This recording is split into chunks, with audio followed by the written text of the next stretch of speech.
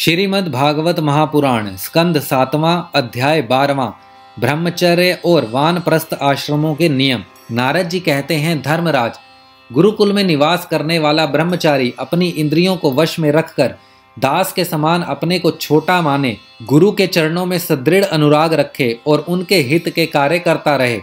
सायंकाल और प्रातःकाल गुरु, अग्नि, सूर्य और श्रेष्ठ देवताओं की उपासना करे और मौन होकर एकाग्रता से गायत्री का जप करता हुआ दोनों समय की संध्या करे। गुरु जी जब बुलावें तभी पूर्णतः अनुशासन में रहकर उनसे वेदों का स्वाध्याय करे। पाठ के प्रारंभ और अंत में उनके चरण में सिर टेक कर प्रणाम करे। शास्त्र की आज्ञा के अनुसार मेखला, मर्ग चर्म, वस्त्र, जटा, दंड कमल, यज्ञोपवीत तथा हाथ में कुश धारण करे। सायंकाल और प्रातःकाल भिक्षा मांगकर लावे और उसे गुरु जी को समर्पित कर दे। वे आज्ञा दें तब भोजन करें और यदि कभी आज्ञा ना दें तो उपवास कर ले। अपने शील की रक्षा करे, थोड़ा खाए, अपने कर्मों को निपुणता के साथ करे, श्रद्धा रखे और इंद्रियों को अपने वश में रखे। स्त्री और स्त्रियों के वश में रहने वालों के साथ जितनी आवश्यकता हो उतना ही व्यवहार करे। जो गृहस्थ नहीं है और ब्रह्मचर्य का व्रत लिए हुए हैं उसे स्त्रियों की चर्चा से ही अलग रहना चाहिए। इंद्रियां बड़ी बलवान हैं, ये प्रयत्न पूर्वक साधना करने वाले के मन को भी शुद्ध करके खींच लेती हैं। युवक ब्रह्मचारी युवती गुरु पत्नियों से बाल सुलझवाना, शरीर मलवाना, स्नान करवाना, उबटन लगवाना इत्यादि कार्य ना करावे। स्त्रियां आग के समान हैं और पुरुष घी के घड़े के समान। एकांत में तो अपनी कन्या के साथ भी नहीं रहना चाहिए। जब तक एकांत में ना हो तब भी आवश्यकता के अनुसार ही उसके पास रहना चाहिए। जब तक यह जीव आत्म साक्षात्कार के द्वारा इन देह और इंद्रियों को प्रतीति मात्र निश्चय करके स्वतंत्र नहीं हो जाता, तब तक मैं पुरुष हूँ और यह स्त्री है, यह द्वैत नहीं मिटता। और तब तक यह भी निश्चित है कि ऐसे पुरुष यदि स्त्री के संसर्ग में रहेंगे तो उनमें भोग्य बुद्धि हो जाएगी। ये सब शील रक्षाणी गुण गृहस्थ के लिए और सन्यासी के लिए भी विहित हैं। गृहस्थ के लिए गुरुकुल में रहकर गुरु की सेवा शुश्रूषा वैकल्पिक है, क्योंकि ऋतु गमन के कारण उसे वहां से अलग भी होना पड़ता है। जो ब्रह्मचर्य का व्रत धारण करे उसे चाहिए कि वे सुरमा या तेल ना लगावे, उबटन ना मले, स्त्रियों के चित्र ना बनावे, मांस और मद से कोई संबंध ना रखे, फूलों के हार, इत्र, फुलेल, चंदन और आभूषणों का त्याग कर दे।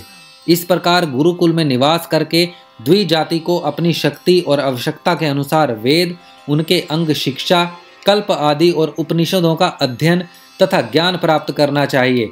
फिर यदि सामर्थ्य हो तो गुरु को मुंह मांगी दक्षिणा देनी चाहिए। इसके बाद उनकी आज्ञा से गृहस्थ, वानप्रस्थ अथवा संन्यास आश्रम में प्रवेश करे या आजीवन ब्रह्मचर्य का पालन करते हुए उसी आश्रम में रहे। यद्यपि भगवान स्वरूपतः सर्वत्र एक रस स्थित हैं, अतएव उनका कहीं प्रवेश करना या निकलना नहीं हो सकता।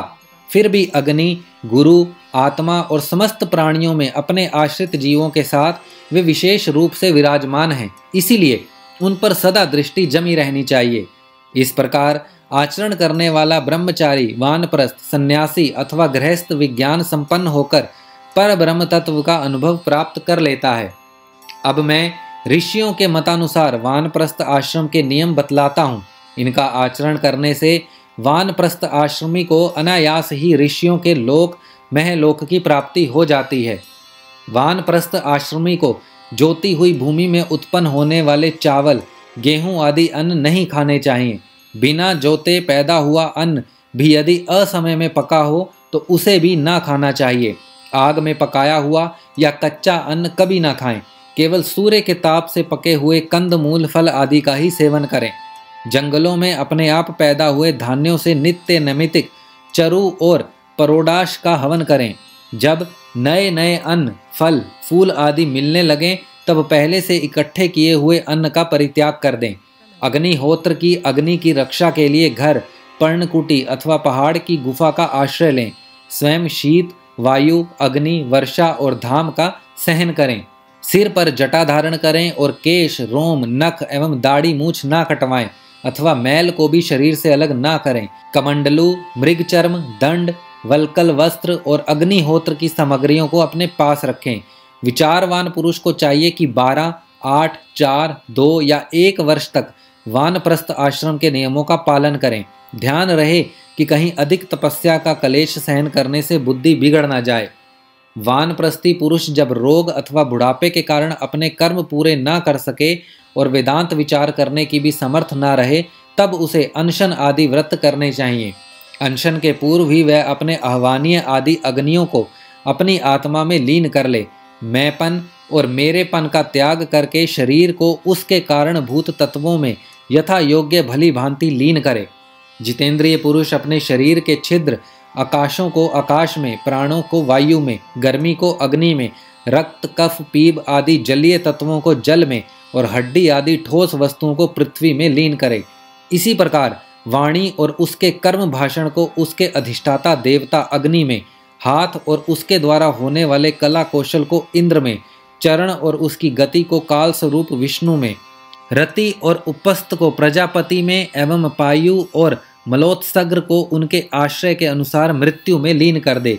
श्रोत को उसके द्वारा सुने जाने वाले शब्दों की दिशाओं में, स्पर्श और त्वचा को वायु में, नेत्र सहित रूप को ज्योति में, मधुर आदि रस के सहित रसनेन्द्रिय को जल में और युधिष्ठिर घृणेन्द्रिय एवं उसके द्वारा सूंघे जाने वाले गंध को पृथ्वी में लीन कर दे।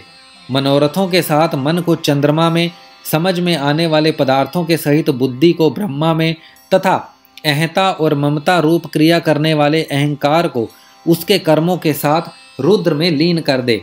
इसी प्रकार चेतना सहित चित्त को क्षैत्रज में और गुणों के कारण विकारी से प्रतीति होने वाले जीव को पर ब्रह्म में लीन कर दे। साथ ही पृथ्वी का जल में, जल का अग्नि में, अग्नि का वायु में, वायु का आकाश में, आकाश का अहंकार में, अहंकार का महतत्व में, महतत्व का अव्यक्त में और अव्यक्त का अविनाशी परमात्मा में लय कर दे। इस प्रकार अविनाशी परमात्मा के रूप में अवशिष्ट जो चिद वस्तु है वह आत्मा है, वह मैं हूँ, यह जानकर अद्वितीय भाव में स्थित हो जाए।